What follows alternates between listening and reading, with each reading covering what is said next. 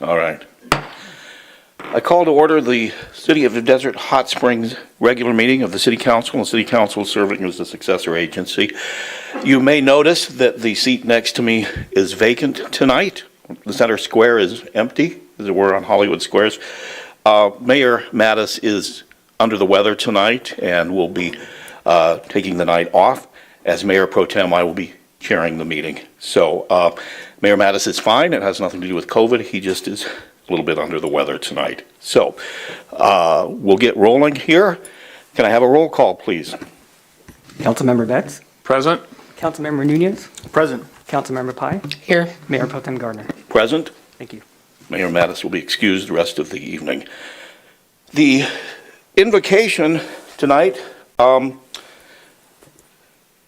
Councilmember Pai asked me last week if I would do it, so I'm happy to segue into that right now.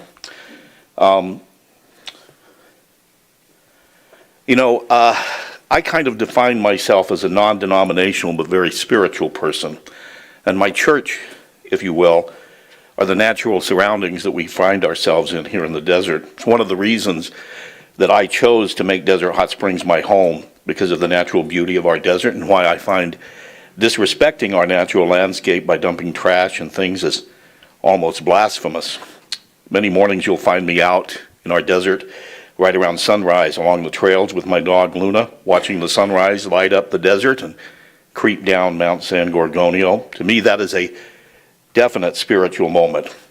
William Cronin, who is an author and an environmentalist historian, said, "If you want to know God firsthand, the way to do that is not to enter a cathedral, not to open a book, but to go to the mountaintop. And on the mountaintop there you will see God as God truly is the world." And regardless of your spiritual beliefs, it would be my prayer today that at least once in your life you go some mountaintop, and there too you will see God. Thank you. I'd like to ask Councilmember Betts, please, if you'd lead us in the Pledge of Allegiance. Please stand, place your hand over your heart, and join me in saluting our nation's flag. Ready, begin.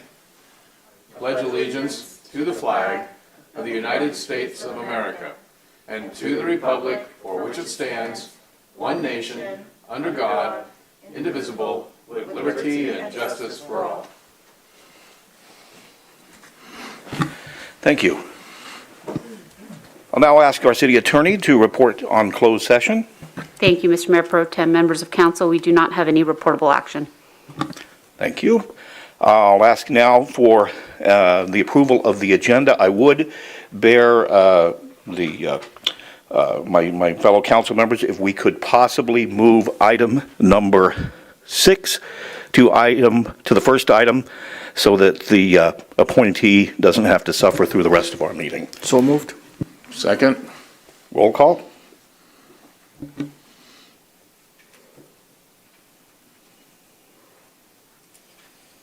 Mr. Mayor Pro Tem, if the council can record their motion and second on the screens. Okay.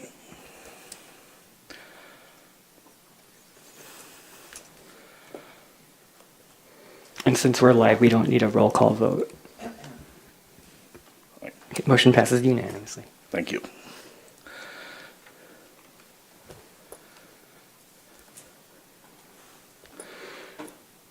Public comments. At this time, pursuant to the Brown Act, any person may comment on matters of general interest within the subject matter of the jurisdiction of the City Council not listed on the agenda.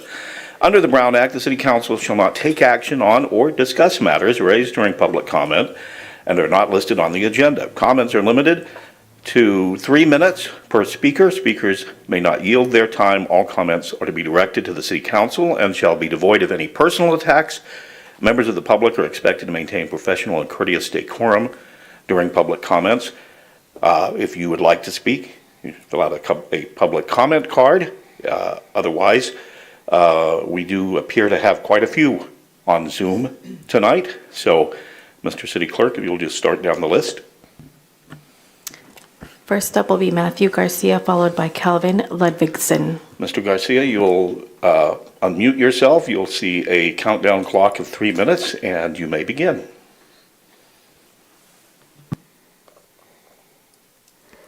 Hello. So I've noticed a big problem in our city in terms of like housing specifically. I don't know if you guys have any jurisdiction over that, but rent is becoming a problem, and I feel like in order to have a strong community, it makes sense to enable people to stay here.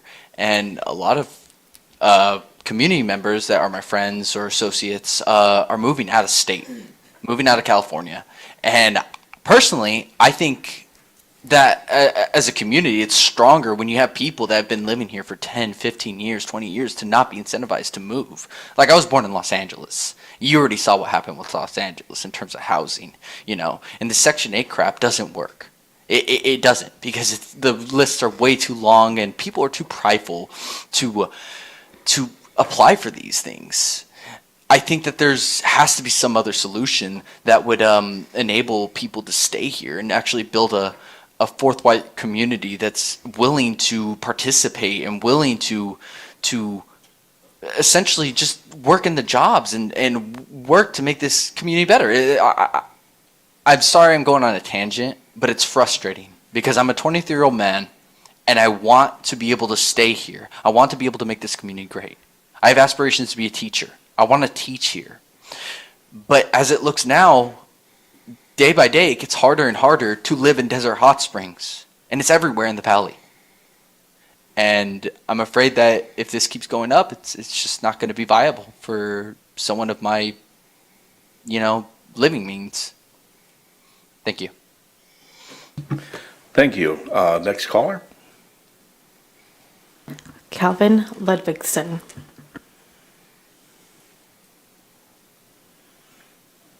Calvin, you have 3 minutes once you unmute yourself. Great. Hello. Thanks. I signed up when I registered. I didn't see any option to not speak, so that's why I have speak. I really just want to observe and get ready. What's going on is I know there's some issues that are coming up, zoning issues and license issues that directly impact my neighborhood, and I want it to be aware of how to attend the city hall meetings for when those issues do come up. I'll keep my eye on the agendas and look for them, and then speak up at that time when it's relevant. And so I apologize if I did the wrong thing, but it was the only options I saw to attend and observe this meeting and learn how to work this Zoom meeting. And that's pretty much all I have to say at this time. All right. Thank you, sir. Next. Kim Lee.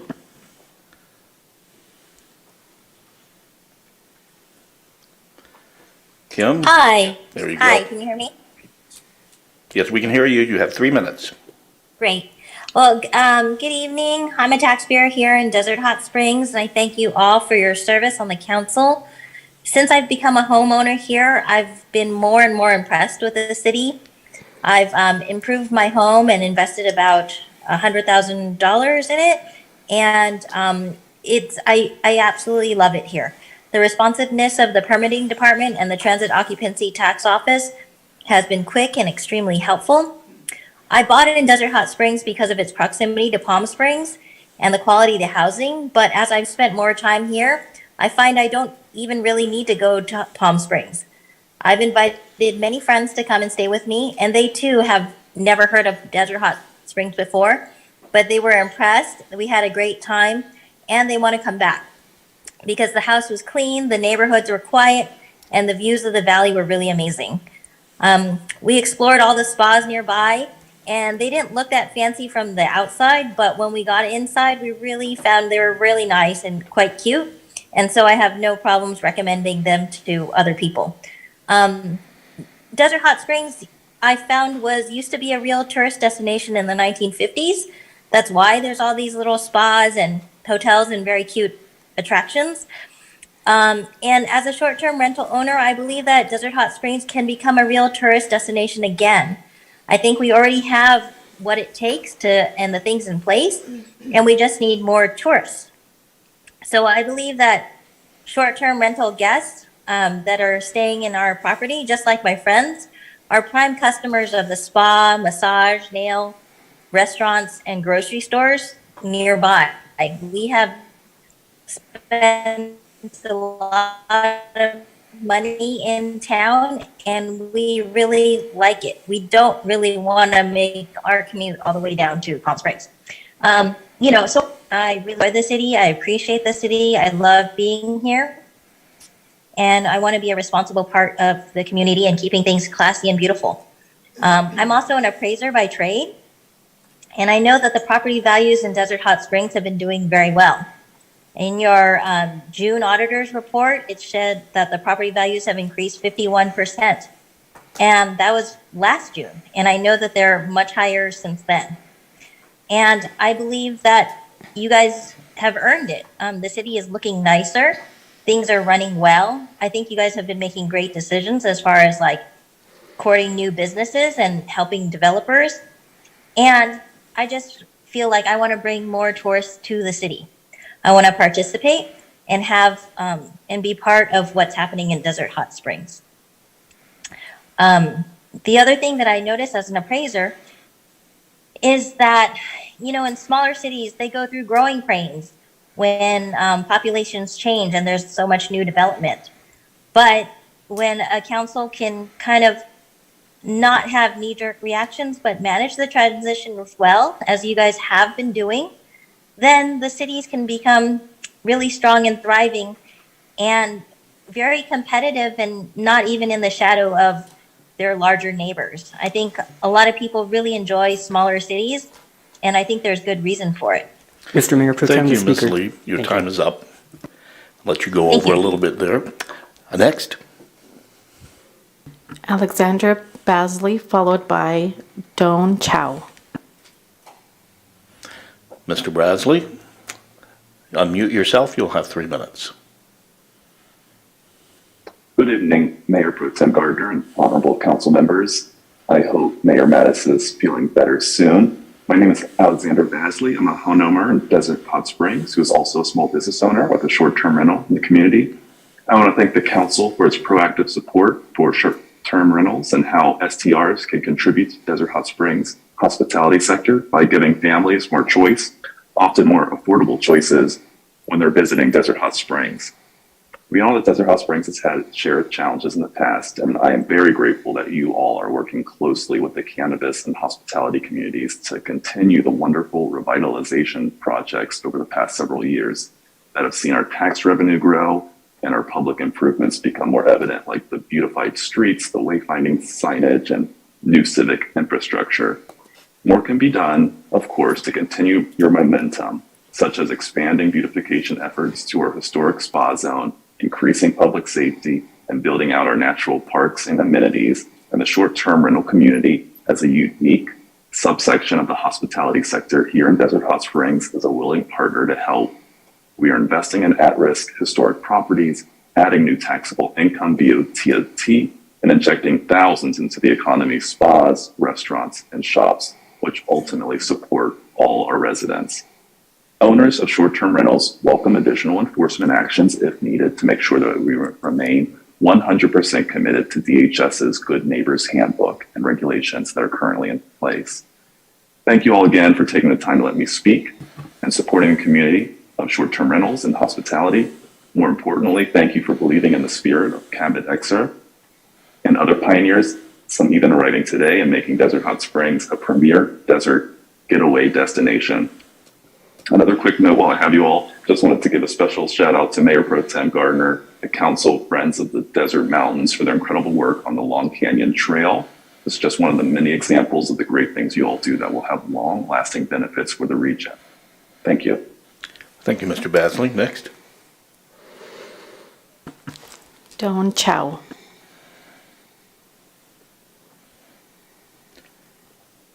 I don't. When you unmute yourself, you'll have 3 minutes. Hello. My name is Don Chow. I'm a recent homeowner here at Desert Hot Springs. I'm a taxpayer, and I wanted to just first say thank you for your service on the council.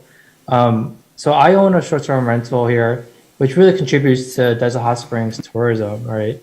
I truly think Desert Hot Springs is a great area. We've absolutely enjoyed our stay here in the community, the neighbors, and the surrounding stores.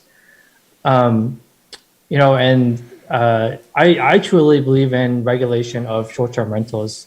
The regulations that really protect the community and ensure that the guests that rent from us understand what we expect of them, right?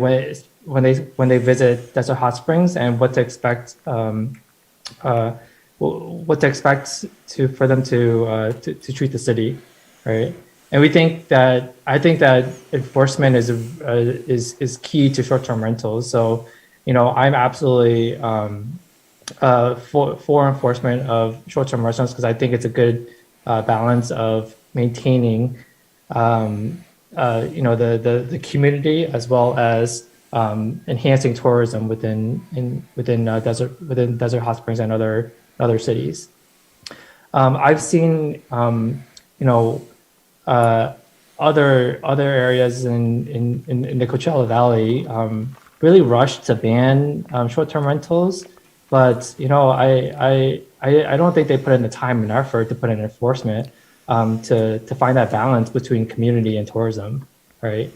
So I truly think that there's a balance and there's a way to work together between short-term rental owners and the community and the city overall, right? So that way we offer guests the accommodations they're seeking and in a well-regulated environment for those tourists and the residents within the community. That's all I really want to express today, and thank you for your time. Thank you, sir. Next. Walker Beverly, followed by Deborah Haas. Okay, once you unmute yourself, you'll have 3 minutes. Hello, City Council members and Mayor Pro Tem Gardner. I just wanted to let you know it's another stressful day in Desert Hot Springs, as I found out at 7:15 this morning, walking out the door, that both roads were closed. 23 minutes late to dropping off the kids. Myself, 28 minutes late to my meeting I had in Palm Springs. And I'm just hoping that there's solutions, and you guys are working closely with Palm Springs to figure out something about these road closures. It's becoming a detriment to the residents of Desert Hot Springs. And what's ironic is, after going around the back way of Whitewater to go pick up the kids on the way home through Whitewater, I see the ambulance going through. Let's just hope that person made it. I know it's a tough thing and I know it's a costly thing, but we're one of the largest growing cities here in the Coachella Valley, and we can just expect more growth. And we need to figure out a way to stop these closures of the road. I hope you have a team working closely with Palm Springs. Thank you and have a great evening. Thank you, Mr. Beverly. Next.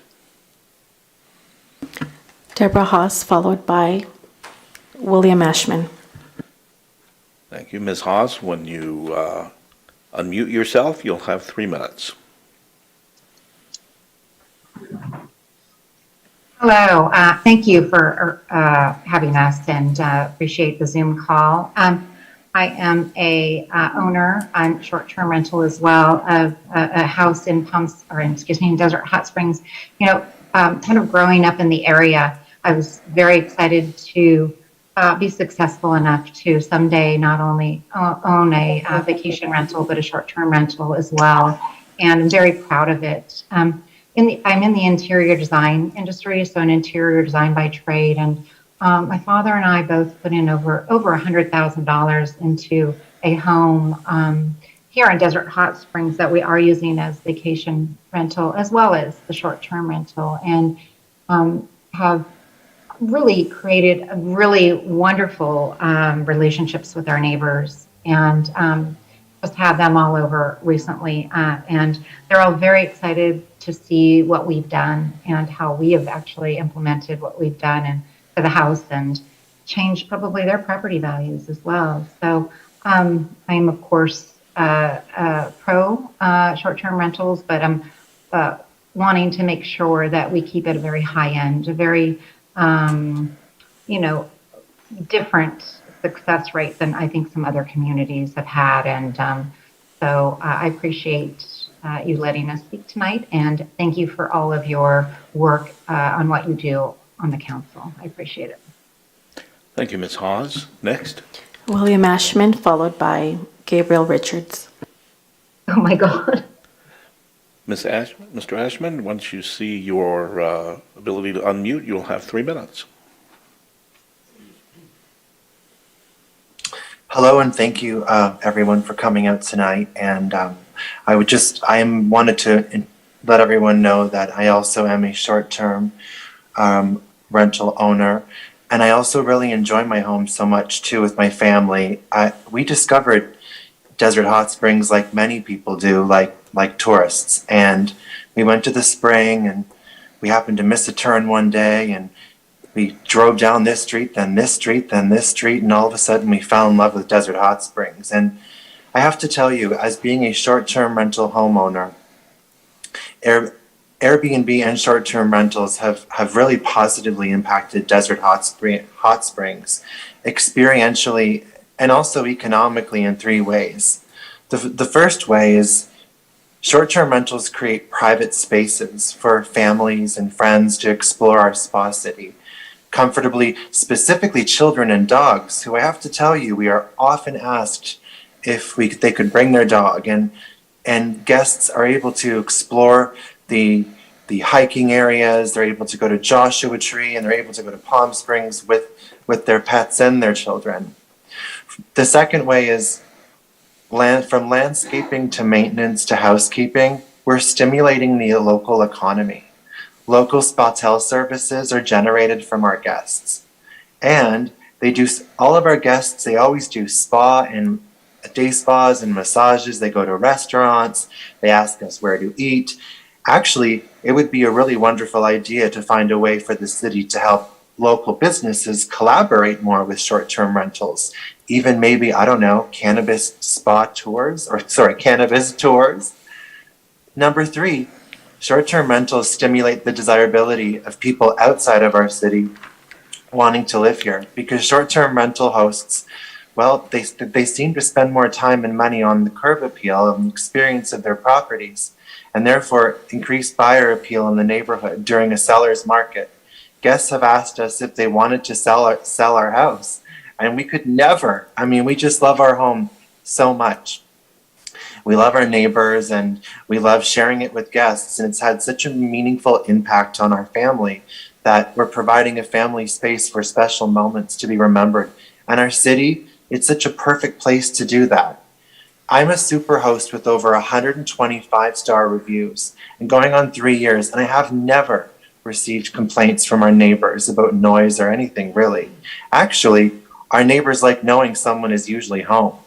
Even though Airbnb has a strict no party policy, we've never experienced this. The only parties we've ever been requested to host are weddings and baptisms, and well, we decline them and reserve our place to limited guests. After all, it's our home too. And on a last note, I have to say there's also an increased feedback and demand regarding cannabis tourism. And so I encourage the city to find ways to help us collaborate and encourage manufacturers to provide tours. More than ever, Desert Hot Springs is on a continual pattern of growth in short-term rentals. I feel are a real big part of the city's future growth as well. Thank you so much. Thank you, sir. Next. Gabriel Richards. All right, Mr. Richards, unmute yourself. You'll have 3 minutes. Hello, City Council. Thank you so much for listening to us. I also am a vacation home owner in Desert Hot Springs, and I could echo many of the same sentiments that these other speakers have had so far today. We basically learned of Desert Hot Springs in 2020, looking for a way to get out of the city and into more space, and we fell in love with it like others. Managed to find ourselves a lovely home there and spend many weeks homeschooling kids and doing what we could in a new environment, learning about it. we probably wouldn't have the opportunity to enjoy a space like we have if we didn't have the opportunity also to offset the cost of owning that home by sharing it with other travelers who are interested in visiting the area. As a very responsible short-term vacation home owner, of course, we pay the taxes, and I'm very appreciative of the investment the city's made in the technology that has made that easy. I mean, it's literally a 5-minute thing once a month to record the data and put them, submit the funds. I also have nothing but 5-star reviews from the 36 or so guests that we've had so far. And yeah, everybody really likes it and appreciates it. I have not heard any complaints. I'd like to comment though that if there is concern about, about enforcement of any sort of short-term vacation law, I'd like to suggest the council consider what Big Bear is doing. I also own a vacation home in Big Bear, and they regularly go through, reevaluation of how they are managing it. And they've developed a practice now of literally just releasing the complaint log every month. So you can see, who's been cited and who are the recurring bad actors, just making it very transparent. I'm happy every month to see that I'm not on that list. So that's just a suggestion for the city if they are considering new enforcement mechanisms, that perhaps some sort of log like that will help everybody really know where they stand. That's all I have to say today. Thank you. Thank you, Mr. Richards. Next. Andrew Spencer, followed by Joshua Woody. Mr. Spencer, when you see yourself on the screen and unmute yourself, you'll have 3 minutes. Thank you, Mayor Pro Tem Gardner and council members. I've had my place in Desert Hot Springs since 2020. I do rent it out as a vacation rental when I'm not in town working. I have the city permit, pay the TOT, and do everything I can to be a good neighbor and only have responsible people as renters in my home. The city's existing rental permit program, as others have said, is very user-friendly, and we really appreciate that. And it seems reasonable and effective. If there's a need to update some of the regulation, I think that's a great idea. The public should have a chance to participate in that program. That's not something that should happen behind closed doors. I hope that the city considers our input tonight in making any decisions, and also considers the economic benefits to the city and residents to have the opportunity for vacation rentals here in Desert Hot Springs. I don't think that a ban, an emergency ban, is the way to go. Not only does that deny the public the right to participate, but if you ban rental permits, you only eliminate the folks like us who register for the permit, pay our taxes, and try to do everything responsibly and by the book. And it might drive demand to the unpermitted rentals that are trying to fly under the radar.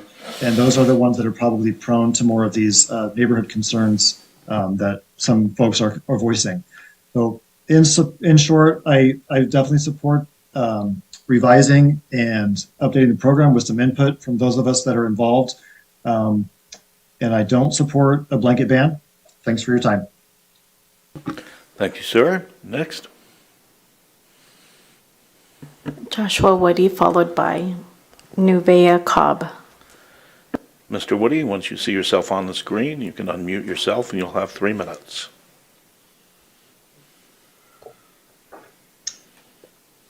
Hi, council members. Thank you so much for the opportunity to participate and voice our concerns. I too am a property owner and live part-time in Desert Hot Springs and have been for the last 2 years. And when I am not in town and not enjoying my home, I do have a permit and use it as a short-term rental. I fell in love with the city, as you've heard many other people have, and we do everything in our power to be, I feel like it's partly my home, and so I want to be a good neighbor. And I've reached out to all of my neighbors I ensure that every guest that arrives has a very clear understanding that it's a place to enjoy, but it's not a place to have parties. We make sure that every guest gets a copy of the Good Neighbor brochure as soon as they walk in the door. We also have taken additional steps, like we have a noise monitor that I can look at from an app on my phone. So when I'm not home, if there's too much noise, I can contact the guests directly to ensure that they won't be a nuisance to the neighborhood.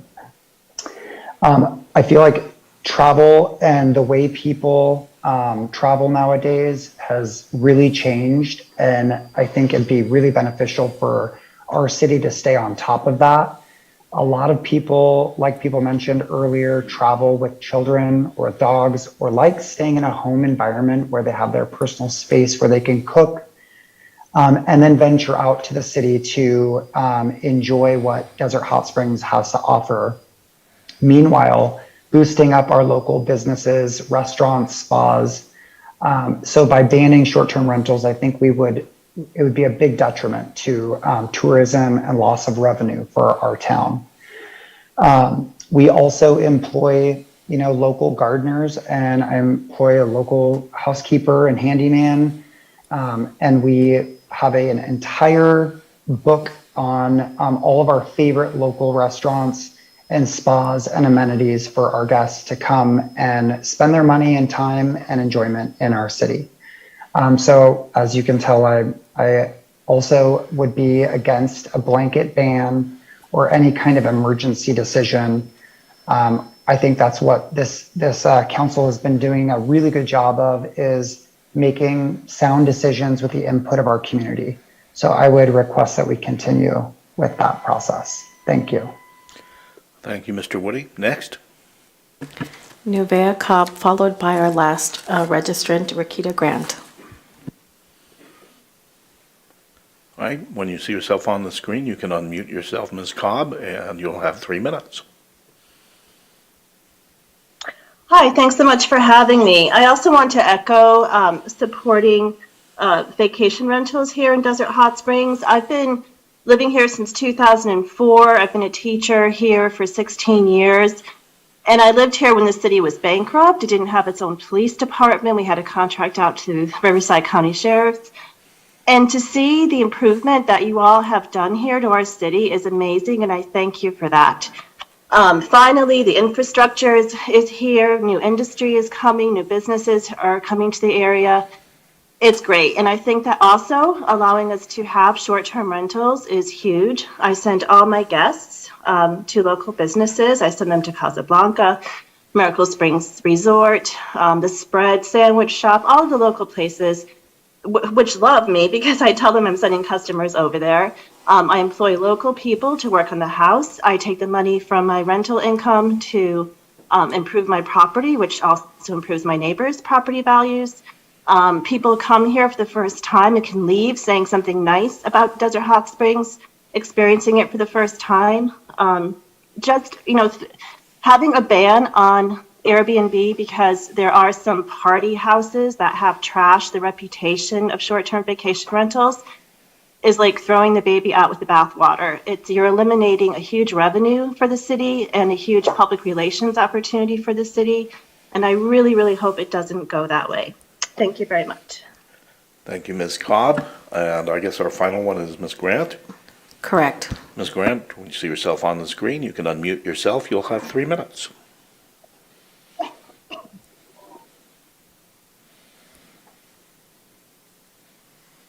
Ms. Grant, can you hear us?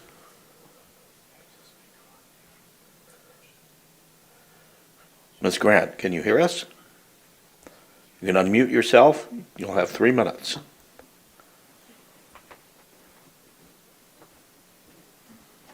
I guess we're having some technical difficulties there. We can come back to Ms. Grant after the end of the meeting for the next round of public comments. Anybody in the audience wish to speak? Seeing none, we'll close public comments and we'll move on to the city manager's report. Mr. City Manager? Good evening, Mayor Pro Tem.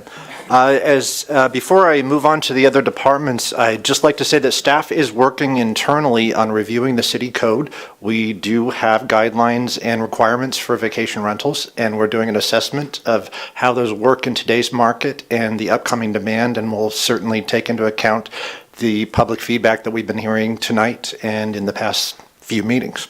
The other thing is we do have several ways to access our meetings. Zoom is one of them. Probably the most convenient way is to go to cityofdhs.org and look for the agenda, minutes, and videos button right on the front page, and that'll take you to live meetings as well as recorded. We've got some updates from finance, code compliance, recreation, and economic development. Let's start with finance, please. Thank you and good evening. So our financial highlights, as of February 14th for this fiscal year, we've received over $12.3 million in revenue, which is 40% of the adopted budget. Last fiscal year at this time we had $12.4 million, which was 49% of the budget. And 2 years ago we had $11.5 million, which was 51% of the budget. As I mentioned before, the city has recently implemented the OpenGov financial software, and we are catching up on doing some cash receipting. So we do have some revenues we still need to put in. We have the parcel tax, which hasn't been posted, property tax, some transient occupancy tax, and franchise fees, which should be about, I'd say, close to $2 million. For expenditures this fiscal year, we have $14 million, which is 46% of the adopted budget. Last year at this time was $13.8 million, which was 51%, and the 2 years before was almost $13.2 million, which was 55% of the budget. Thanks, Jeffrey. And we're going to have, we have our code compliance manager here on Zoom, and I wanted to highlight a major achievement that happened this week. Go ahead, Christina. Good evening. Good evening, Mayor and City Council.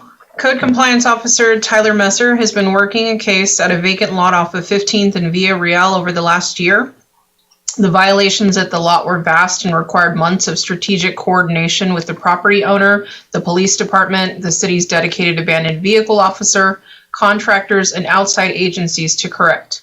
Additionally, he obtained an abatement warrant to remove 19 vehicles at one time, and he aligned with enforcement with the Riverside County Sheriff's Auto Theft Detail to remove several stolen vehicles.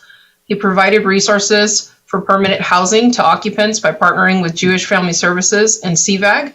The abatement of these violations is now complete, and in total, 40 vehicles, over 200 tires, and approximately 50 tons of trash were removed from the lot. Abatements of this magnitude make a positive impact on the surrounding neighborhoods and community, and I would personally like to commend Officer Messer for his determination and efforts on this case. That concludes my comments. Thank you. Thanks, Christina. And let's toggle through. There were quite a few pictures to get through, and we're getting to the after pictures to show the major cleanup that happened. Thanks, Gerald. And now an update from our Executive Program Director, please. Just a quick reminder that the Little League signups are still open. You can register online, and it's free for Desert Hot Springs residents. If you're interested in coaching, applications can also be found online, and you can visit cityofdhs.org/sports leagues. Practice is starting on February 28th, and opening day is March 12th, so please get those registrations in. And our co-ed youth basketball is back. We have started a league for spring, and registration is now open for ages 8 to 14. Registration will be open until February 28th, and you can sign up in person or online. And this is also free for Desert Hot Springs residents. Thank you. Thanks, Roberta. And finally, from our Community Development Director, we wanted to give an update on the Tour de Palm Springs event that occurred last Saturday. Good evening, Mayor Pro Tem and respected council. So over the weekend, we had a really amazing event. As you guys know, we participated in the Tour de Palm Springs. which allowed participants to start in Palm Springs and actually go through our amazing city and have an actual pit stop, which there's not too many on the route. So it was really nice to have a pit stop in our city. We had a couple of our council members out there. Thank you, Mr. Betts, and thank you, Mr. Nunez, for coming out. And I know a lot of people were out there, so a lot of actual employees were out there as well. We had, here we go. So we had 2 local spas as well participate. We had Mikasa and Azure out there, representatives, and they were handing out day passes, discounts, as well as restaurant menus. Both of the spas, we got feedback, very positive feedback, that they really enjoyed it and they really want to see more participation next year. Obviously, they enjoy having and being part of it, but they definitely want to see an increase in attention on the rest of the spas as well. And they have a lot of amazing ideas, so I can't wait to get all that into the staff's hands.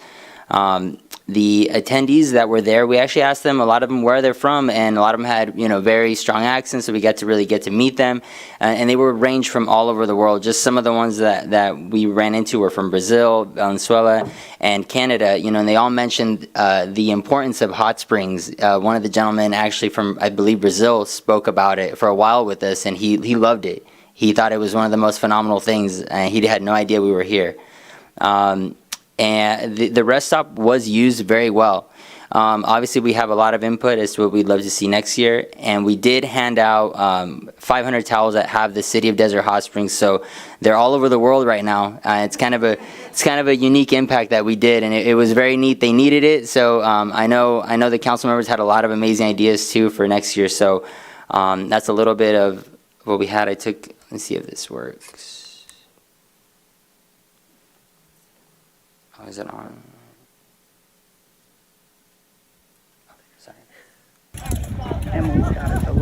So that's just when we were getting started. As you can tell, a lot of the riders were coming in, and there was a lot of momentum. There's Emily handing out a lot of information. Trying to catch them, was the fun part, because some of them were so focused that we actually realized that each dynamic of group coming in, the different waves were all different styles. Some of them were a little more, the ones at the beginning were very intense, very hardcore, and then they started kind of easing up, more like families were coming in towards the end. So we got to learn about that experience as well. So each wave was a different dynamic that we had. And yeah, that's just that I tried to take as many videos as I could while it was going, but at the end it was packed. It was amazing. So yeah, that's what I have. Thank you. Thanks, Eric. That concludes my report. Thank you, Mr. City Manager. And as one who was somewhat not as supportive of Palm Springs, I'm going to eat my words and say, Mr. Betts, you were right. It was a great event, and I congratulate you on that. Moving on now to mayor and council member reports. Let's start down at the end with Ms. Pye. Okay. No, I'm going to wait. Yesterday, Eric Vercel, Community Development Director, and Juan Carrillo, Principal Manager of Desert Hot Springs, along with Grace Garner, Palm Springs Mayor Pro Tem, Nancy Ross, Council Member of Cathedral City, and Carol Roger, Healthcare District, and Greg Rodriguez with Supervisor Perez's office and me attended the SCAG Housing Policy Forum Series. This is 10 weeks long, which at the end of the period, we will propose great things for Desert Hot Springs, which may be something that Matthew Garcia is interested in as well. And also Matthew Garcia may want to call Lift to Rise. Cheryl Hunter, Director of the Desert Hot Springs Senior Center, asked me to relay we need help during our food distribution on the first and third Wednesday of each month. Tasks include offloading boxes from the pallets, breaking down boxes, carting food for senior cars. On February 8th, I attended the Black Chamber of Commerce, which spotlighted member benefit meetings. And there were realtors, a person that owns hospice, accountants, and so there was a lot of networking that was being done.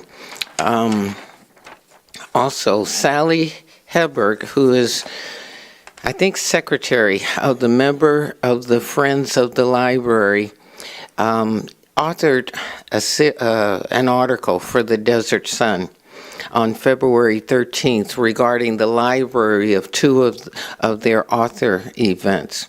The Man Who Saved a Legacy will be discussed on February 24th. And another, Why Mars, Why Now? The topic of James Melton's Red Planet Leadership will be discussed on March 10th. Both discussions will be held from 6:30 p.m. to 7:30 p.m. Daniel Porras spoke to Desert of the Library, who was interested in when a signal will go in. And I tried initially to explain to him that the council in Desert Hot Springs set policy and that staff does the work. Or like a commercial says, this is how we do it. So, because I couldn't answer when it will be done, how it will be done. And so it was great that Daniel discussed it with them. He was able to discuss it to the point where they asked for more things than what they asked for. They started asking about Hacienda, but he was able to answer all of the questions. Also, Eric Purcell attended CV Can. Dr. Rob was the feature speaker, and I was very proud because one of the people said to me, "Where'd you get this guy?" I said, "He's smart. He's real smart." And they said, "Yeah, he is." So I just wanted to say to all of our staff, thank you. I'm done. Thank you. Mr. Nunez. Thank you, Mr. Mayor Pro Tem. Maybe too smart for his own good. Thank you. No, but you're absolutely right, Mrs. Pai, that Eric was a good hire, and I think he's going to shine bright in the city from an economic development standpoint. So I'm welcome. I did meet with a few residents, and I gotta say they were really pleased, and I'm really pleased on the light on Indian and Dillon. Man, just to see the traffic flow smoothly. I mean, the only really parts where it gets really dense and really polluted is early in the mornings and then late when everybody's getting off. But other than that, traffic flows really nicely. I think being an advocate for Danny and Eric, when you guys or Nick, when you guys met with the county and designed this, you guys did a great job. Thank you for that. I met with a few residents before the holidays. And I told them I would reach out tonight to see what we can do. I want to see if we can get an annual report of accidents, traffic accidents that we get, and then also accidents involving pedestrians. I'm not sure if Chief already has that information, but hopefully we can compile that and get that. I think those numbers will be very vital moving forward to what we can do to minimize it, or what we need to do to meet with residents to see how we minimize it, or just basically workshops of how we can avoid accidents here in the city.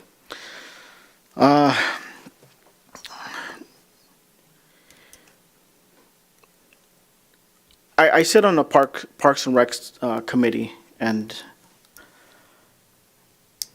we've been meeting more frequently to talk about parks, and we need more parks and park master plans. One component that we're missing out of this, and I'll say this with reason, is how do we police these parks? We can ask for parks all we want. We can say the city is lack of parks, but how do we police them? How do we take care of these parks? So I think we need to come together and maybe with law enforcement, code enforcement, to see what we can do to create a plan to keep these parks from being vandalized, from being avoiding a lot of situations that I've witnessed firsthand. I feel like my wife basically told me, don't go to the park no more, because every time you go to the park, you're calling law enforcement. And I hate to tell any resident not to go to the park if you're going to call law enforcement. So the two reasons I've called law enforcement at Mission Springs Park, one is because we had teenagers on top of the roof of the snack bar using their skateboards. And the second one was a couple of weeks ago where we had a lot of teenage boys inside the women's restroom and the park was full of people. So how do we avoid this? How do we, come to I guess, a resolution where we can get, we can't talk to every student. I mean, we can go to the schools and talk to kids and say, hey, this is the right way to do things. This is what we need to do. But I think there's got to be more input, more signage if we can at parks. And again, just going back and meeting with law enforcement and code enforcement in the city to see, okay, what can we do to better police these parks? Because we're going to, at the end of the day, we're asking for more parks, bigger parks. How do we keep them clean? How do we keep them safe? So I think that's a plan that we can also include in the Park and Recs department. Lastly, while I was at the park, we had a lot of AYSO boards saying that Mission Springs Water District is flooding the park maybe a couple times out of the month. I don't know what the issue is, but we can reach out to Mission Springs Water District to see, okay, what's happening. Is there an irrigation problem? Is it a flooding issue or what? And maybe we can come together with them. That's all I have, Mr. Pro Tem. Thank you. Thank you, Mr. Nunez. Mr. Betts. And thank you, Mayor Pro Tem. Normally I type out my list. This time I wrote it by hand, and I've been struggling over what this first item is because I can't read my own handwriting. So you guys are lucky it's going to be a shorter list. Attended SCAG transportation, and not a lot happened there. That's up in Los Angeles. They're getting to go back to regular meetings, which means driving up there instead of sitting home in your pajamas with just the suit on. And so we'll see what goes on there.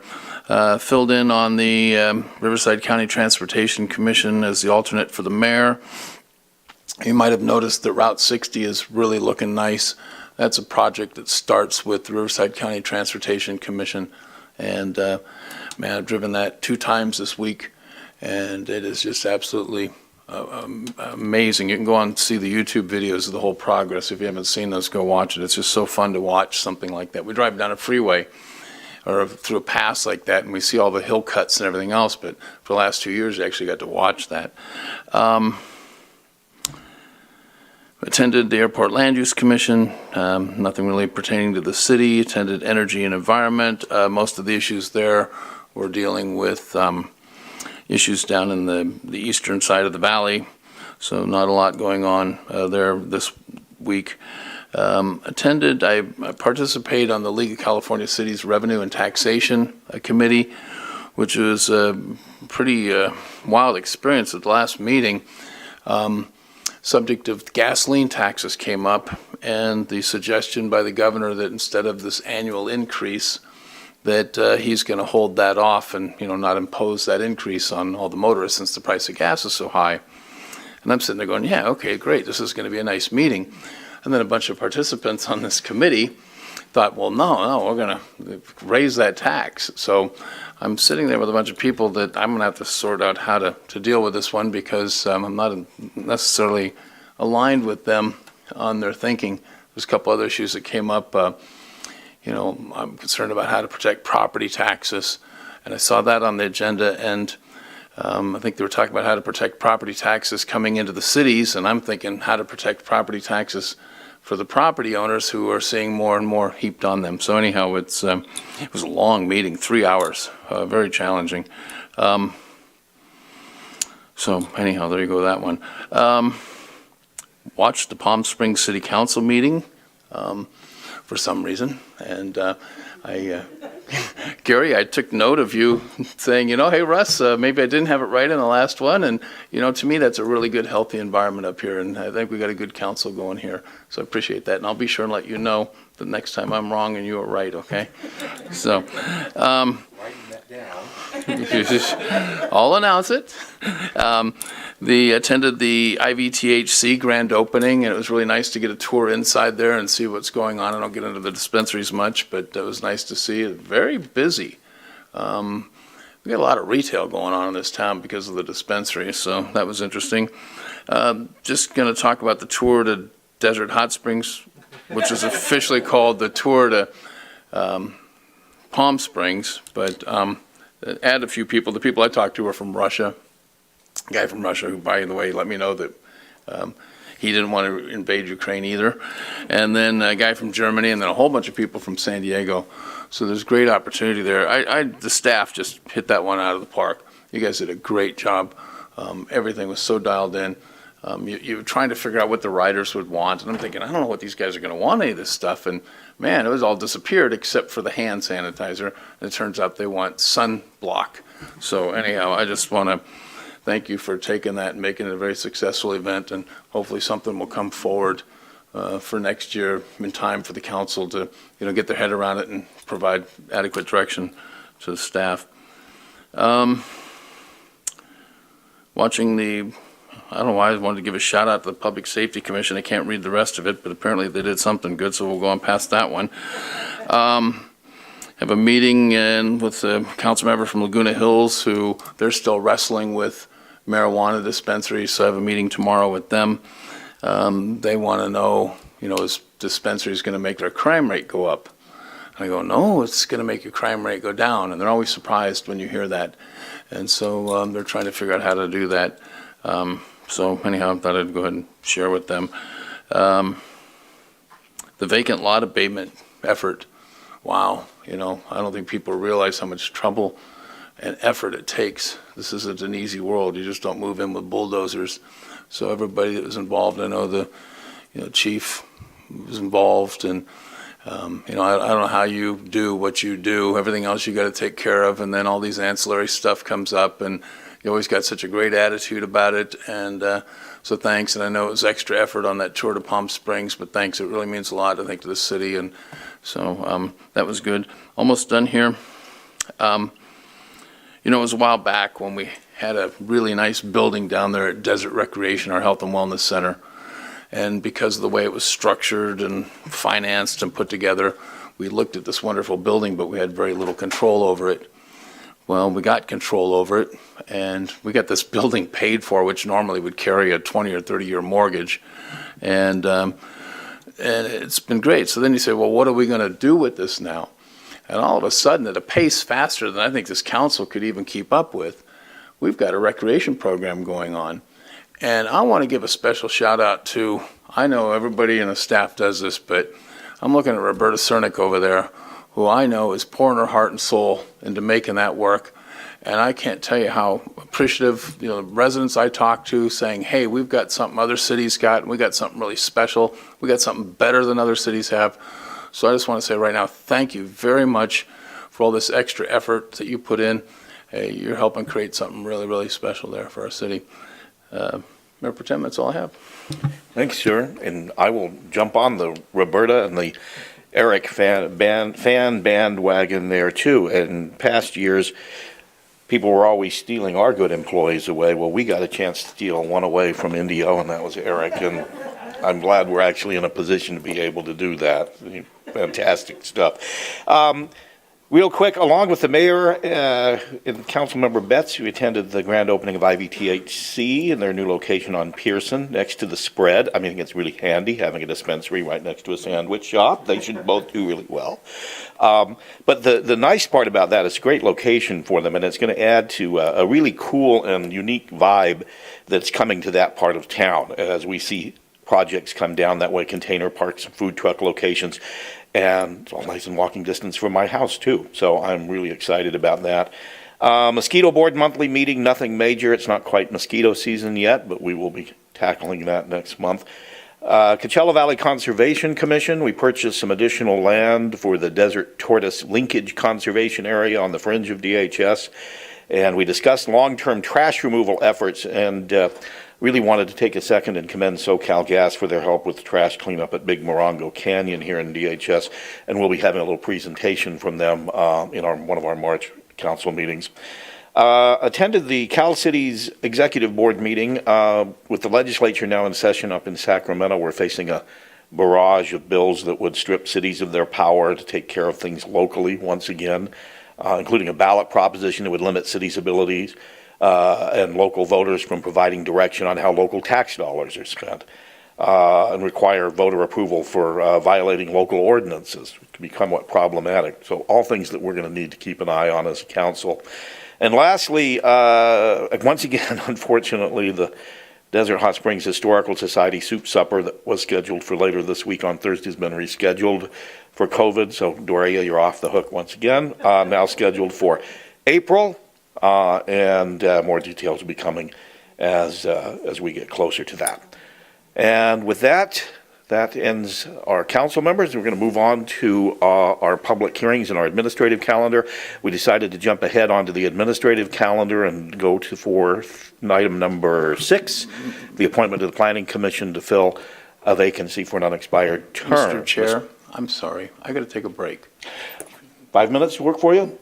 Yeah. All right, we're going to take a 5-minute break. Be back at 7:05. Thank you.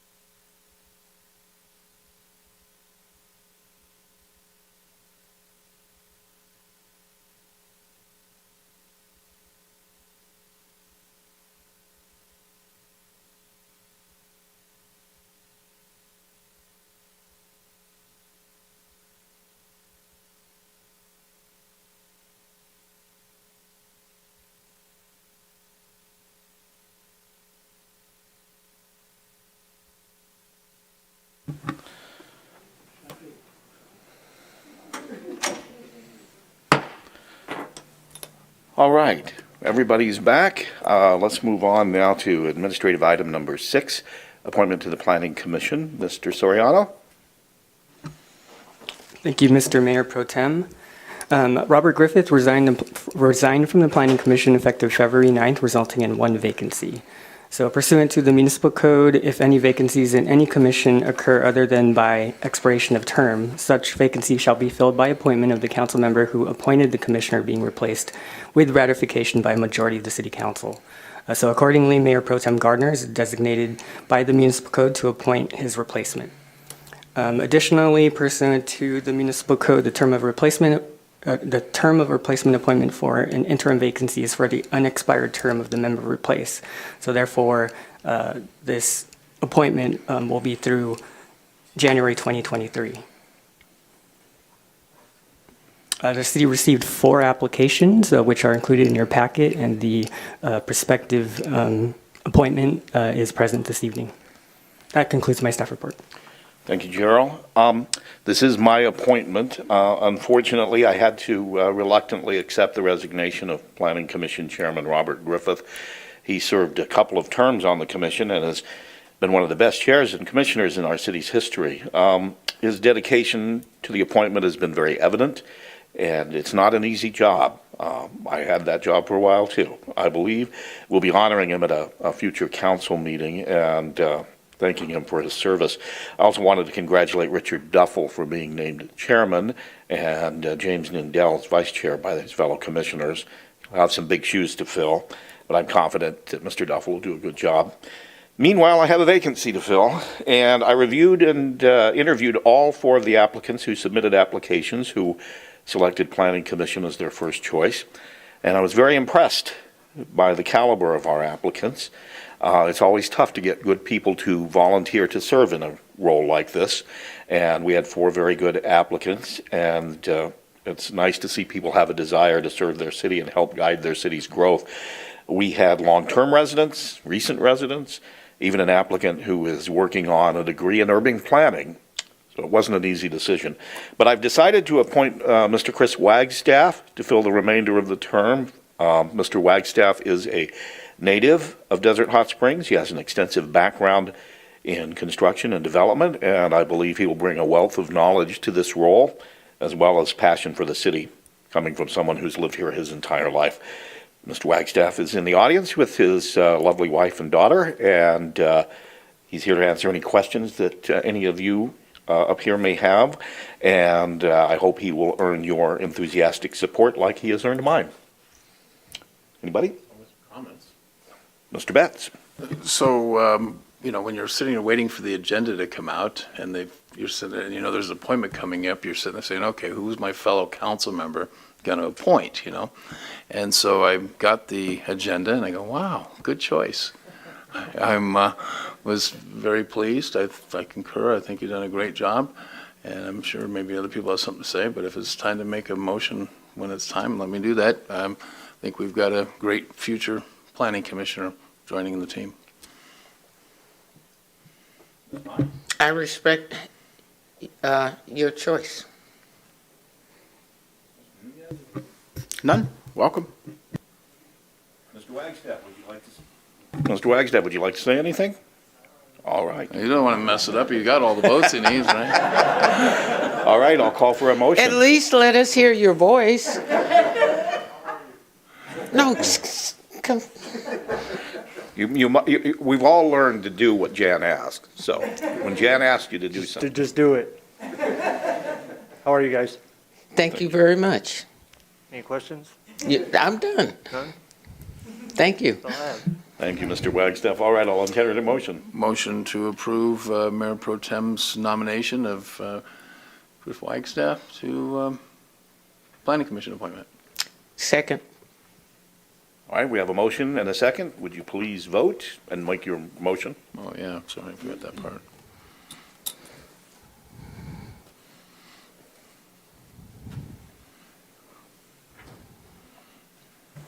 Motion passes unanimously. Congratulations, Mr. Wagstaff. We'll see you at the first meeting in March. All right, back to our public hearing. Item number 5, transition from at-large to by-district elections. This is public hearing number 1 of a somewhat lengthy process in this. Mr. Soriano? Thank you, Mr. Mayor Pro Tem, members of the council. So the item before you tonight is the first of 4 public hearings that the city is required to hold as we transition to district elections. I'll start off with some background, and then I'll turn it over to our demographics and public outreach team that will go into more detail about the process that we're supposed to follow by law. So currently, members of the City Council are elected by at-large elections, and so what that means is that each member is elected by the registered voters of the entire city. On November 1st, 2021, the city received a letter from an attorney asserting that the city's at-large election system may violate the CVRA, or California Voting Rights Act. On December 8th, the council adopted a resolution declaring its intent to transition from at-large elections to district elections, and that brings us here this evening. I'd like to introduce David Eli with Bear Demographics, and we also have Tizok, I'm sorry, I'm going to butcher your last name, here to answer any questions and also to, as I said, go into more detail about the process. All right, Mr. Ely, when you can unmute yourself, and I believe you'll be given control of the screen for your PowerPoint.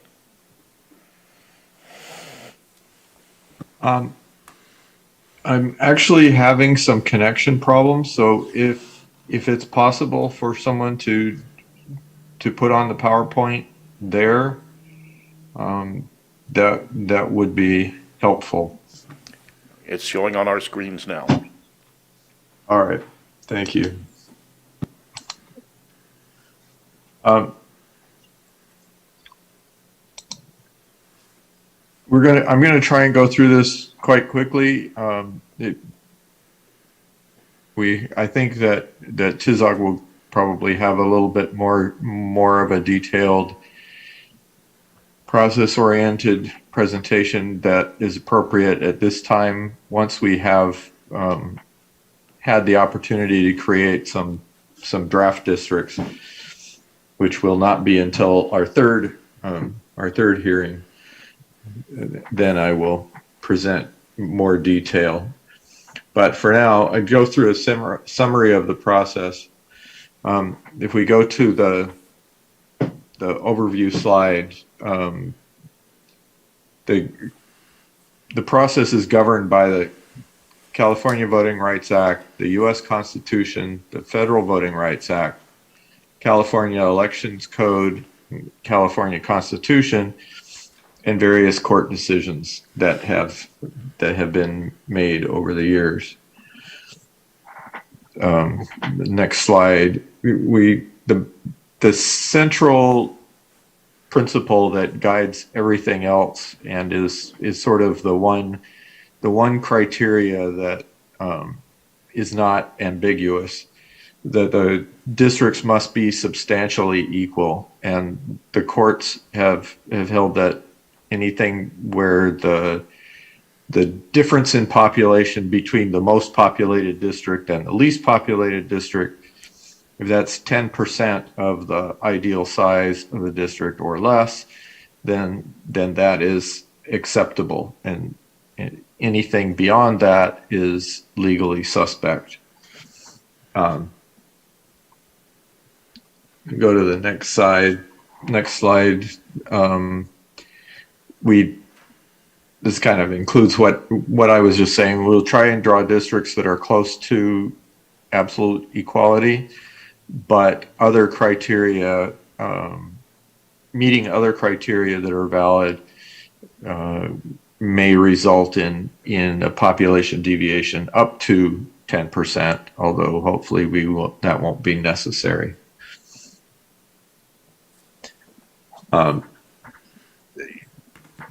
Again, the next slide, we will try to reach the equal population, but other criteria need to be met as well.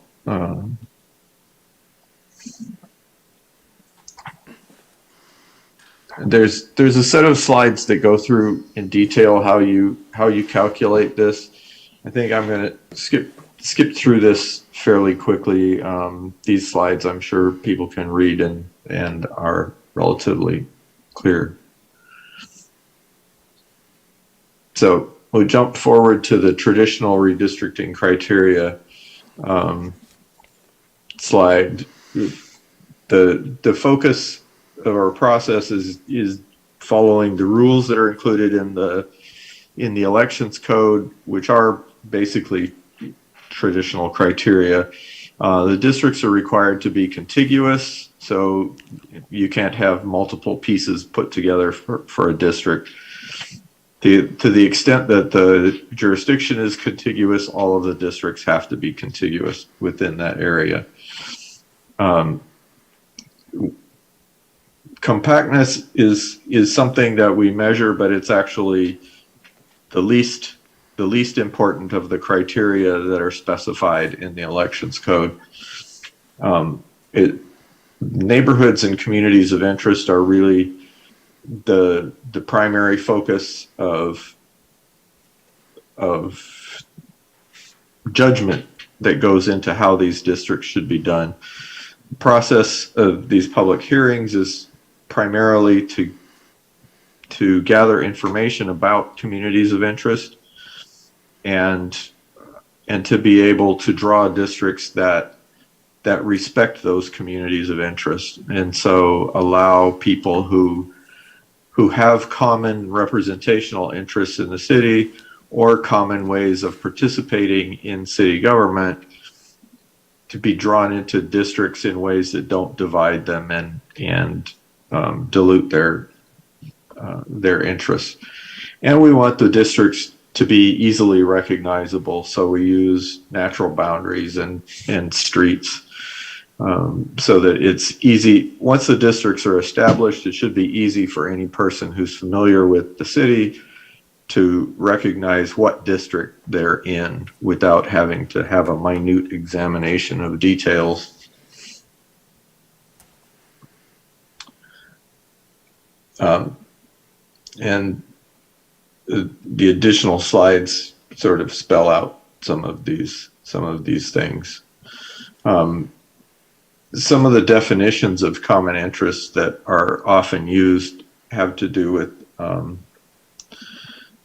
land use patterns, cultural and language characteristics, income levels, education backgrounds, and other kinds of issues specific to the city, things that people care about.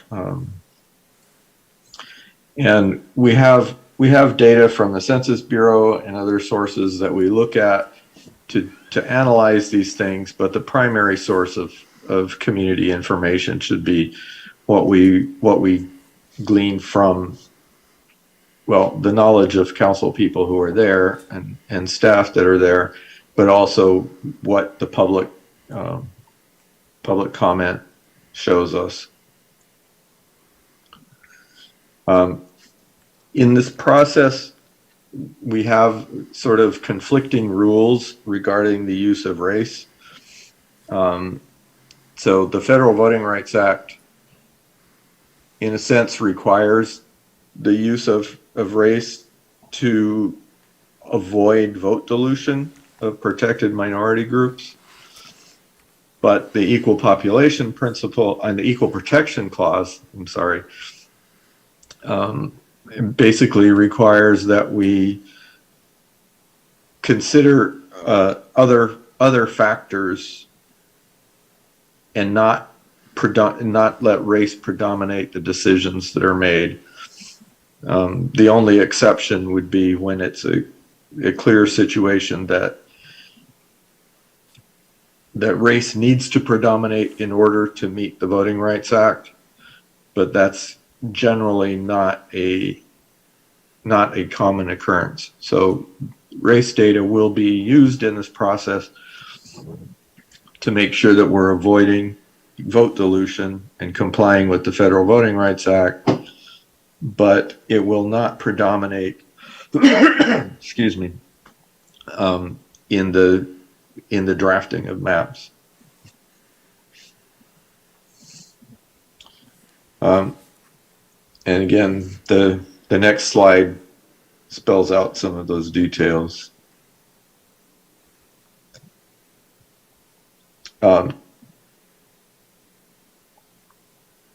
And I think we can skip through the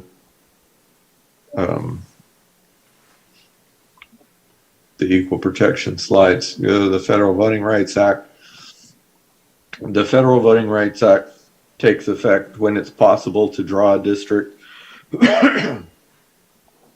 where a protected minority group is more than 50% of the citizen voting age population, and where there is a history of racially polarized voting. Many of these things we would do analysis if there was an allegation that a violation might occur with some of our choices, but hopefully we can draw districts that follow communities and meet all the other criteria without having to do an analysis as to whether or not the Federal Voting Rights Act would be violated. And again, the Federal Voting Rights Act does not just prevent you from intentionally discriminating. Unintentional vote dilution is also prohibited.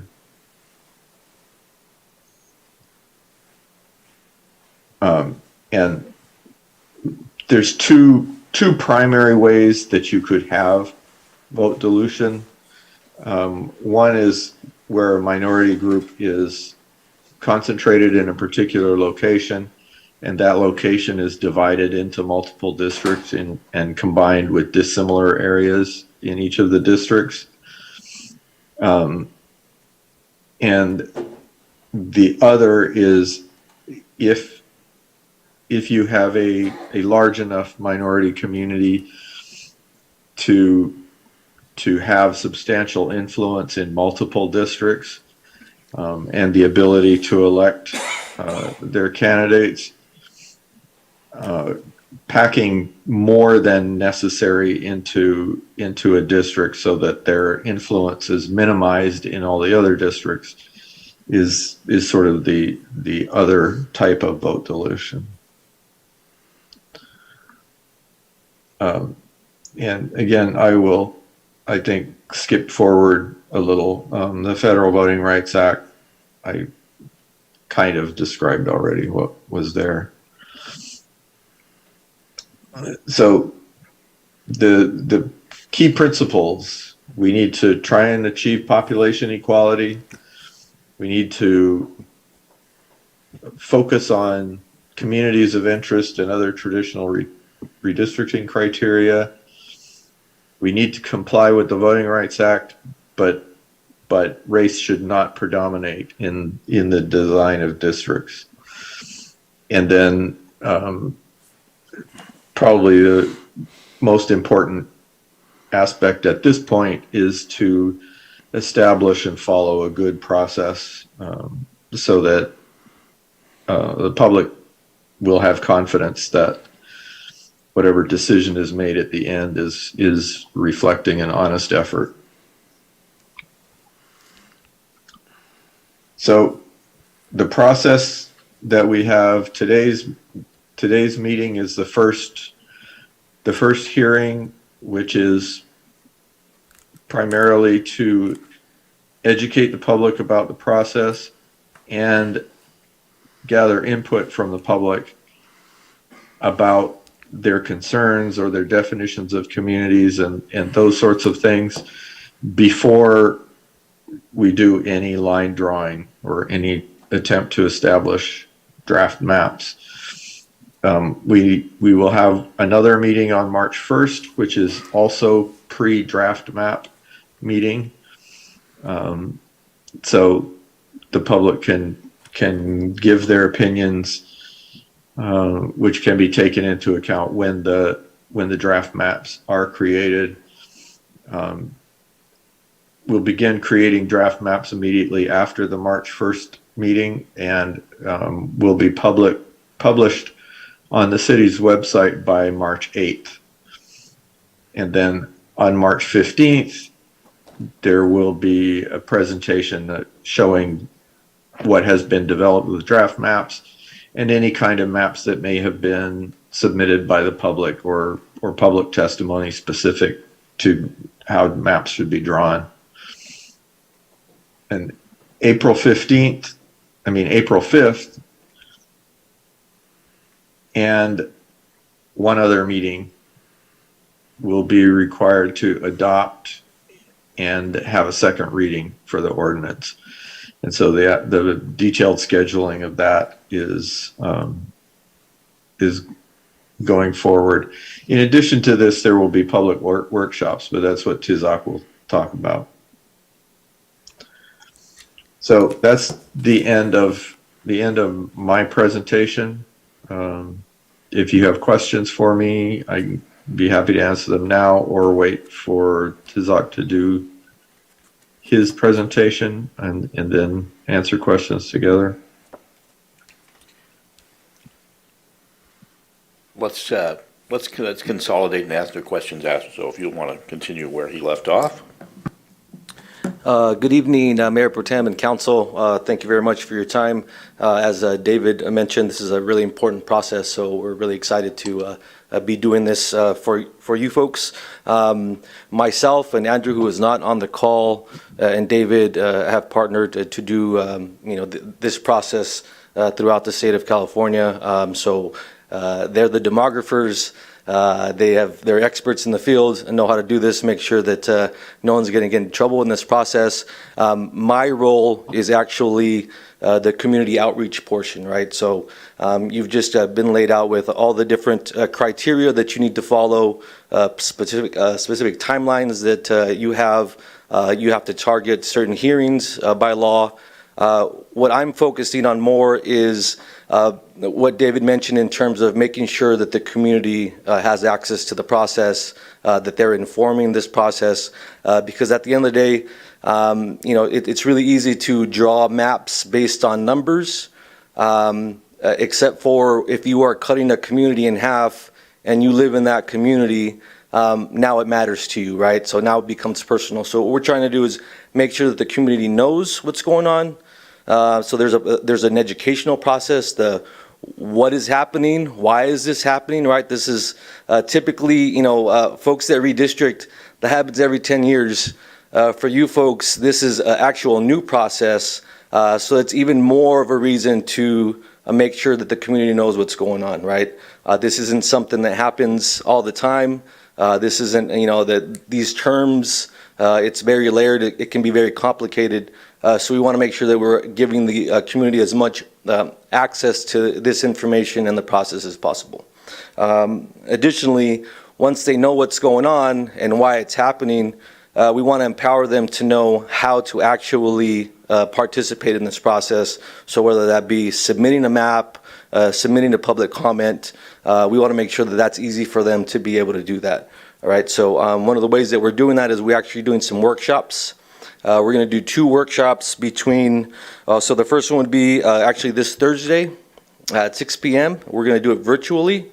In addition, we'll do one February 24th at noon. So the idea behind that is we're going to give folks a couple of opportunities before a draft map is produced to be able to get to know the process, so that come March 1st, they can also submit public comments at that time.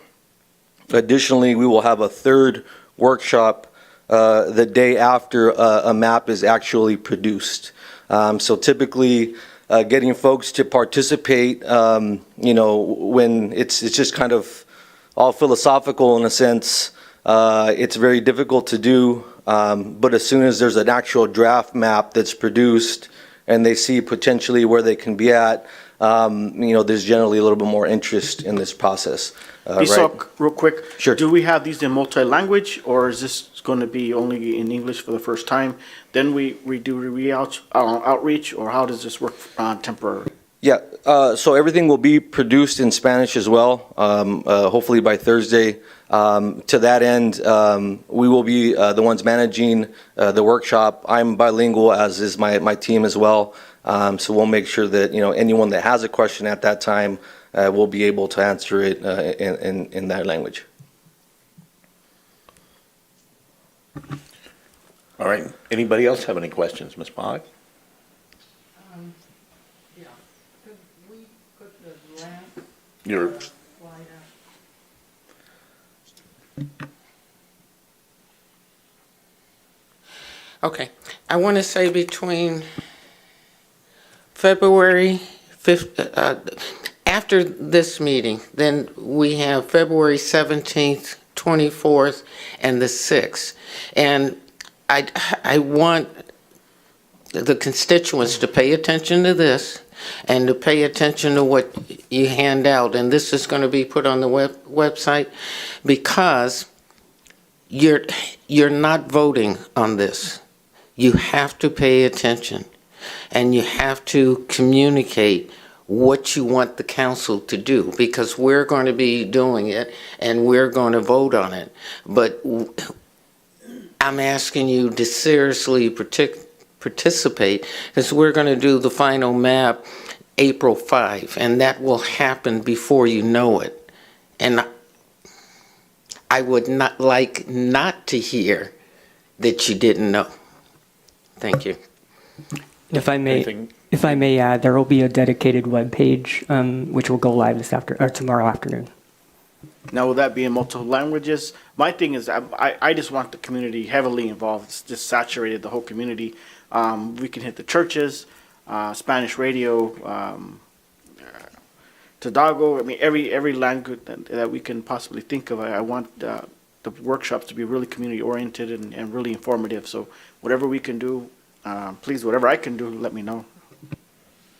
right. Ms. Betts? That's a quick schedule, 7 weeks? So I concur with Councilwoman Pai. Pay attention. It's going to go quick. And so do a good job. Reach out to everybody. Thank you, and I will echo those comments as well. This is a very, very tight timeline, and we have to get this done now, and your participation is vital. This is your city, and we need to hear from you. So there will be multiple opportunities, as you can see, to attend public workshops, and you can certainly reach out to any of us and the mayor, and we will take your comments to heart and share them with our colleagues and go from there. But please, everybody, make sure that you're paying attention and participating. Do we have any public comments, Mr. Soriano? No, we do not. Anybody else have anything? All right. Cool. Yeah, just if anyone has, you're mentioning ideas, you folks know your city more than anyone. Any ideas that you want to throw our way, email list, whatever it is. Literally, our job is to try and get as many residents to know about this process. So any help that you guys can throw our way, we're happy to incorporate it and make sure that the residents know what's going on. Thank you. I'm sure we'll be sharing it on our personal social media and the city's social media. There may be one, and I don't know how you do this, but if you can have it at a facility, because not everyone has internet or know how to do Zoom. So I'm thinking there, somewhere in between here, there needs to be some place for people to come and do one-on-one. And I believe you had talked about Zoom, but I think one of these is here at City Hall, right? So these workshops are virtual. However, these public hearings like tonight are an opportunity for folks to actually show up and give their comment or submit a map as well. I'm happy to attend these as well to speak one-on-one with a resident that might have a question, or if the need is to actually create a workshop at a specific location. I'm sure I can work with staff to make that happen as well. Yeah, because otherwise they're going to miss the 17th. Your mic, please. Ms. Pine, can you turn your mic on? Did you hear me? Yeah, I hear Yeah, they're going to miss the 17th, the 24th, and the 6th. And then we go into, would you put that back up? Then that's when, if I'm looking at this correctly, that's when we first do the map. Okay, the first one is on the 8th, but they won't be participating, and then we do the pre-final map. And so there's people that don't have internet or don't have access that won't know anything about this. They may have heard about it, but that doesn't mean anything. So this is new. I'm not asking you to work it out right now. It's just a thought. Thank you. And I would concur, one of these meetings we should have either here at the senior center or here at City Hall or something. Yeah, if I may, I think we could accomplish both by having a Zoom that's also hosted live that people could come and attend. Yeah. Mr. Nunez? I just brought it up. I'm asking you to think about it. Thank you. Yeah, Mr. Councilmember Pryor, the digital divide is a real thing, and it's it should be taken seriously, so I completely concur with that. Okay. Yeah, go ahead, I Mr. want Nunez. to thank Mr. Tissot coming out, and I'll be more than happy to give your personal phone number out to any resident that has questions. Cool. Right. Thank you. We'll move on now to, where are we at here? Item number 7. Before we do that real quick, I did want to make a note that for people watching, that we do have speakers throughout the building. So if a council member steps off the dais, they're able to understand and hear what's going on. Excuse me. Yes. Don't we have to go through this? Yes. The public Do we have, hearing?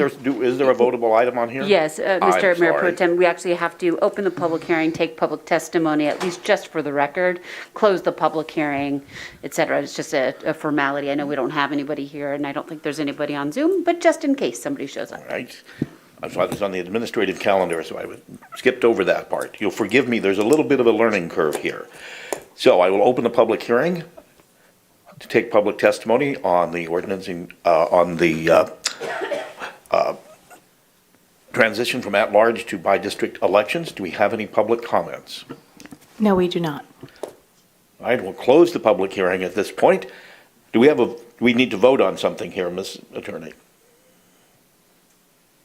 No, Mr. Mayor Pro Tem, members of council, we do not necessarily vote on anything. We just take it, we make sure that what we have is part of the administrative record on the whole. Thank you. Thank So we conclude the public hearing, first public hearing on this rather lengthy process. And again, I would urge residents to pay attention as much as you can, attend a meeting, add your input. There'll be multiple opportunities and multiple avenues for you to do that. All right. Can I now move on?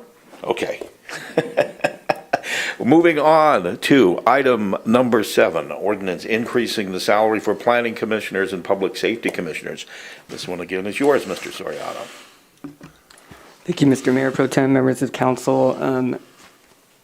Currently, members of the Planning Commission and the Public Safety Commission receive a salary of $50 per meeting attended. The ordinance before you proposes that we increase that to $100 to be paid as salary to the Planning Commission and Public Safety Commissioners per each meeting attended. That concludes my staff report.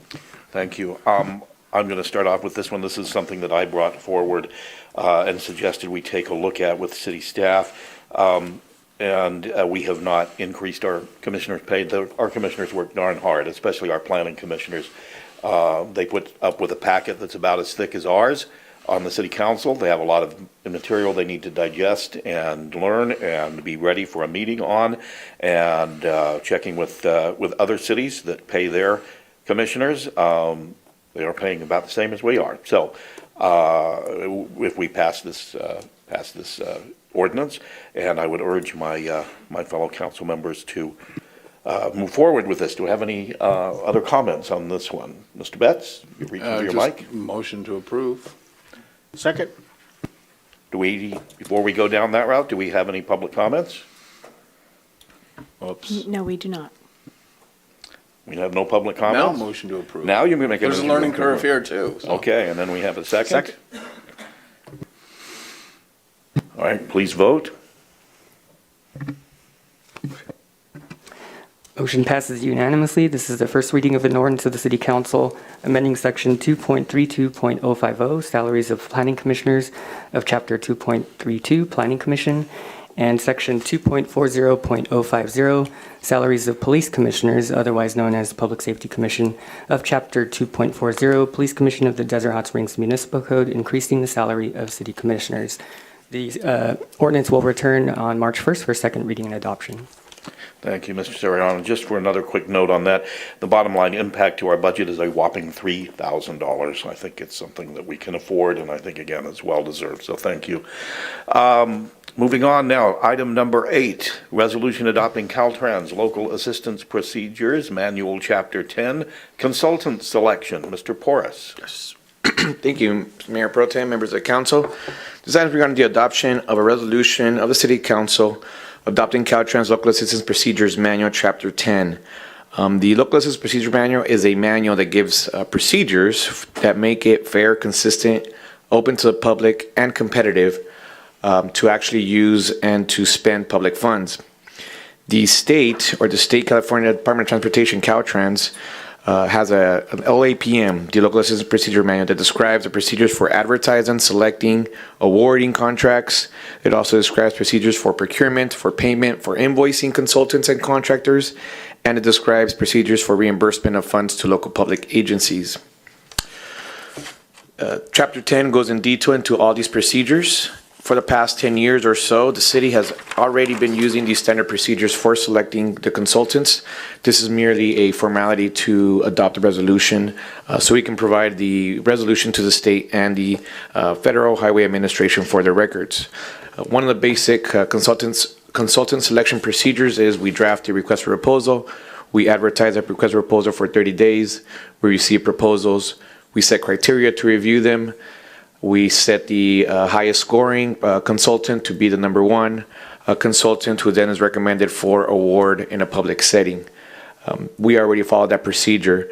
There's also more details to go to RFQ method, an RFP, RFQ procedure, and also audit processes for federally funded projects. The city does apply for state grants and federal grants. If we receive federal grants or state grants, we must follow these procedures. That concludes my staff report. I'm glad to answer any questions. Thank you, Mr. Porras. This item sounds a lot like the definition of ultimate bureaucracy. Do I have any questions from? I just had a comment. Thank you. I had to read this thing a couple times because initially I thought that we can only use, the contractors that they provided. Yeah. So I'm just I was a little confused, but thank you. I think this is great. Thank you, Dan. No other comments?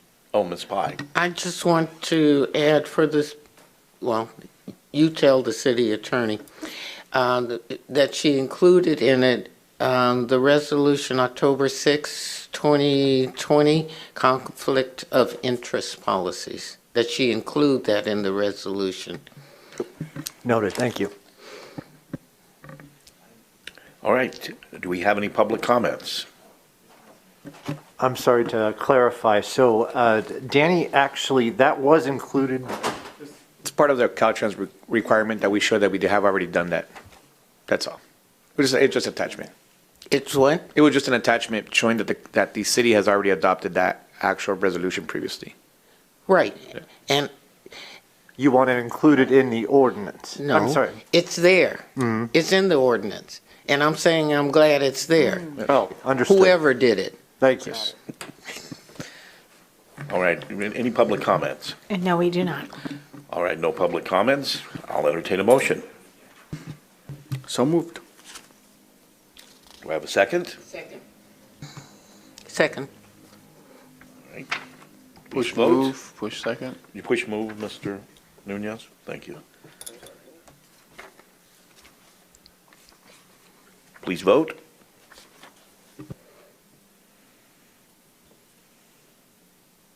Motion passes unanimously. Thank you. Last item on the agenda today, item number 9, an ordinance prohibiting the unlawful possession of catalytic converters within the city of Desert Hot Springs. I believe this is the deputy chief. Affirmative. The deputy chief will handle this.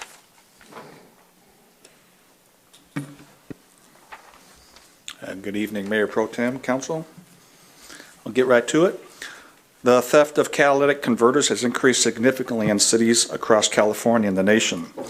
catalytic converter theft is popular because of the value of precious metals contained within the catalytic converter, the ease of removing the catalytic converter from a vehicle, and the ease of selling the item to a scrap metal dealer for cash. Catalytic converters do not have serial numbers, so if an individual is in possession of a catalytic converter and stopped by the police, it's very difficult for the officer to prove the item is stolen and take enforcement action. The Desert Hot Springs Police Department investigated 9 catalytic converter thefts in 2021, 9 thefts in 2020, and 26 thefts in 2019. As mentioned, cities across the nation have experienced an increase in catalytic converter thefts due to the ease of obtaining and selling the items. Catalytic converter thieves move across jurisdictional lines and in many cases are committing other crimes such as auto theft. Catalytic converter theft is challenging for law enforcement because of the lack of serial numbers or other identifying information on a catalytic converter, which can positively identify the item as stolen. An individual stopped by the police while possessing a catalytic converter does not need to show proof of ownership, and unless the officer can identify a victim, who then must be able to positively identify the catalytic converter as theirs, may have to release the individual along with the catalytic converter. In addition to the possession of a catalytic converter, there is no enforcement mechanism for the scrap dealer or recycling center that buys the catalytic converter for an additional profit of the precious metals. There is currently no city, state, or federal legislation applicable to define and punish the possession, recycling, or sale of unlawfully obtained catalytic converters. The ordinance as proposed will help protect the citizens of Desert Hot Springs and assist law enforcement by establishing a zero-tolerance policy and enforcement tool for catalytic converter theft, establish sanctions for possessing stolen catalytic converters, prevent offenders from profiting from the sale of catalytic converters, prevent recycling centers from purchasing unlawfully obtained catalytic converters, provide indirect justice to victims of catalytic converter theft, reduce Part 1 crime statistics, which have been negatively impacted by catalytic converter thefts, and minimize the fiscal and personal impact invested by the City of Desert Hot Springs in deterring and investigating catalytic converter thefts. There is no fiscal impact to this ordinance. The ordinance is exempt from the requirements of the California Environmental Quality Act pursuant to state CEQA guidelines, because there is no possibility that this ordinance or its implementation would have a significant negative effect on the environment. Staff recommendation is to move forward with an ordinance prohibiting the unlawful possession of catalytic converters in the City of Desert Hot Springs, and I'm available for any questions. Thanks, sir. This item was brought forth by Mr. Betts and Mr. Nunez. Congratulations on that. Thank goodness it doesn't affect CEQA. God forbid. Mr. Betts, Mr. Nunez, do you have anything you want to? I just had a comment. So out of the investigations that we've done in 2021, 2020, and 2019, how many were convicted or arrested because of those investigations, the result of the investigations? I looked at it, every report actually from 2018 up through 2021, and I did not see any conviction from any within the city. I think even more of a reason to pass this. I think this is a start. I think it's going to have many changes as things progress, if we get more information, as technology changes. So I think this is something that was important for us in the Valley to start, and hopefully other cities will follow along. Thank you. Yeah, you attend these other boards and functions. In this case, I attended a League of California Cities conference where the subject came up, actually dominated the conversation. And you get the framework and say, okay, great, propose it to staff and the council and see where they want to go with it. And you talk to Roger and he was all on board, and the council moved ahead. And then staff has taken this process now and moved it, looked at it, reviewed it, applied their expertise. And I'm guessing that you guys looked at this to make sure and added to make sure it works and works well in our city. So that's, it's nice to see this happening. One of the other suggestions that came up, I'm not suggesting this be added to the ordinance, but some of the other cities were partnering with the auto repair facilities. The auto repair facility would provide an ID of some sort on the catalytic converter when the car came into their shop. either it be some type of paint or something. One city put their city logo on there as a means to deter. So I don't know if, that's something that staff could take up with the auto repair and come up with some official designation. The thinking was that if somebody sees this on the catalytic converter, it's one more thing to say, hey, hands off, I'm not touching this one. It's hot. But I'm glad that everybody's looked at this one, and I guess it's just a case of council and providing a tool. If we say yes to you guys, if somebody has a catalytic converter in your possession, you pull them over for some other reason, you're looking in the trunk and you see it, boom, you got them, right? Is that the way this one works? Yes, sir. Okay, good. All right. Ms. We Pye. all knew it was stolen, right? So, okay, thanks. That's all. Ms. I got. Pye? Anything? I'm glad you gave me stats. That's what I was looking for, specific to Desert Hot Springs, and I thank you for that. I would concur with this. I remember a couple of years ago, I was getting a number of calls from Angel View, one of our largest employers here in town, and their large vans were losing catalytic converters every day. And it was a real struggle. I think you recall, Chief, that we went through that. And the state is finally taking a look at this, but we'll be out ahead of them. On a Cal Cities meeting this week, and there's a couple of bills up in Sacramento to criminalize this as well up there. So, but in the meantime, we'll be out in front of it here, and I'm glad to see that. So, maybe see if there's any public comments. Maybe do that. I'll let you. Thank you. Any public comments? No, we do not. All right, Mr. Betts. Thanks. I don't know if the Desert Sun's paying attention, but I just like him to take note that we're the first city in the Coachella Valley to do this. We come through with a couple other firsts, and then I watch some other city finally catches on to what we did, and all of a sudden they're heralded as the first to do something. So Desert Sun, if you're paying attention, we did Thank great you, work Mr. here in the Betts. city. I'll entertain a motion from one of the two of you, since it was yours. I'll move, we accept staff recommendation. It's on the screen. Please vote. I lost it on the screen. There we go. Mr. Nunez? Oh, there you go. Got it. Thanks. Thanks for all the staff help on this one. Motion passes unanimously. This is a first reading of an ordinance adding Chapter 8.55, Catalytic Converters, to the Desert Hot Springs Municipal Code, establishing regulations prohibiting the unlawful possession of catalytic converters in the city. The ordinance will return on March 1st for second reading and adoption. Thank you, Mr. Soriano. We've approved the consent calendar in whole earlier, so that's done. Do we have any further public comments? No, we do not. All right, well, Do I get to make a public comment? Do I got to You go can down make there? a Do I have public to go down comment. there to make one, or can I make it from here? You can make one. We have an opportunity for council comments Well, you as did a good job running the meeting. Thank you, sir. I appreciate that. Any future agenda items can be brought forth to the city manager. Our next meeting will be on March 1st at 6 p.m. here at City Hall, and we are adjourned. Okay, good job.